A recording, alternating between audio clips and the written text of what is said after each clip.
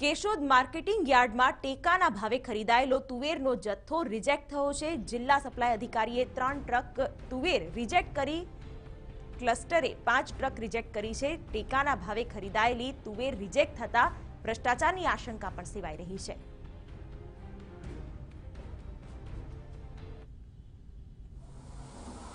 અમને લોકોને ખેડૂતો પાસેથી એક જાણ મળી કે કેશોદ એપીએમસી માર્કેટમાં જે ટેકાના ભાવે સરકારે તુવેર ખરીદી હતી અને એ તુવેરના ભ્રષ્ટાચારના તમે ફરિયાદી છો, એટલે અત્યારે તાત્કાલિક તમે એપીએમસી માર્કેટે આવો અને અત્યારે કચરો માલ જે રિજેક્ટ થયો છે એના ચાઇના લાગવામાં આવે છે અને ભ્રષ્ટાચારને દબાવવાની વાતની અમને સમાચાર મળતા તાત્કાલિક ધોરણે અમે માર્કેટિંગ યાર્ડે આવ્યા।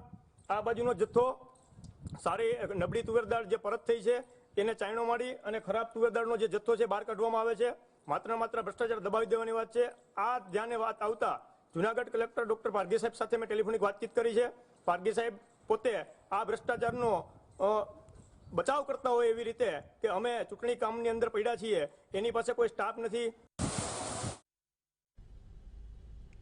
તો એક તરફ તુવેરોના ભાવને લઈને ખેડૂતો પહેલેથી પરેશાન છે અને તેવામાં હવે તુવેરનો જથ્થો રિજેક્ટ થતા ભ્રષ્ટાચારની આશંકા સેવાઈ રહી છે। જે રીતે આક્ષેપો થઈ રહ્યા છે તે રીતે વહીવટી તંત્રની જે અણાવડત છે આ માર્કેટિંગ યાર્ડમાં તેની સામે અત્યારે સવાલો થઈ રહ્યા છે। 5 ટ્રક રિજેક્ટ કરી હોવાનું અત્યારે સામે આવી રહી છે। તુવેર રિજેક્ટ થતા અત્યારે ખેડૂતોમાં પણ નારાજગી છે।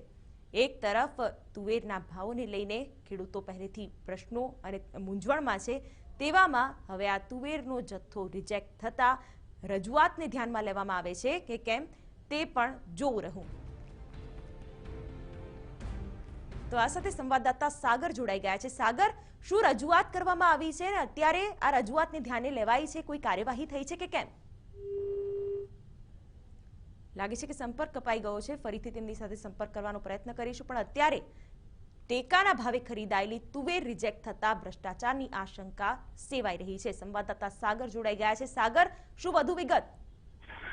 જી, ખાસ કરીને જે ટેકાના ભાવે સામાન્ય રીતે જે દરેક ખેતી પાકોની ખરીદી થતી હોય છે તે જ રીતે જે જુનાગઢ જિલ્લાનું કેશોદ ગામ છે તેમાં પણ માર્કેટિંગ યાર્ડમાં તુવેરની ખરીદી કરવામાં આવી હતી અને આ તુવેરની ખરીદીમાં જે ડિફરન્સ આવ્યો છે તે ડિફરન્સને લઈને ખેડૂતોને ક્યાંક ને ક્યાંક ભ્રષ્ટાચારની આશંકા છે।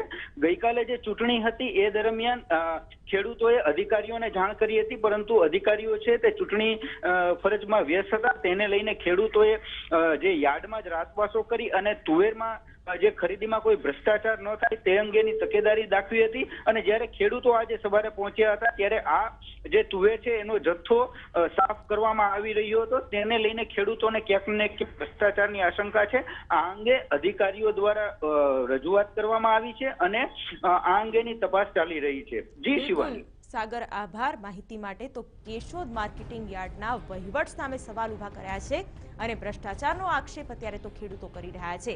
ટેકાના ભાવે જે તુવેર ખરીદાયેલી હતી તેને સાફ કરવાની જ્યારે કામગીરી ચાલી રહી હતી ત્યારે જ આ બનાવ બન્યો અને 3 ટ્રક તુવેર રિજેક્ટ કરાઈ, ત્યારે ખેડૂતોએ નારાજગી વ્યક્ત કરી, ઓબ્ઝર્વરને પણ આ અંગે રજૂઆત કરી।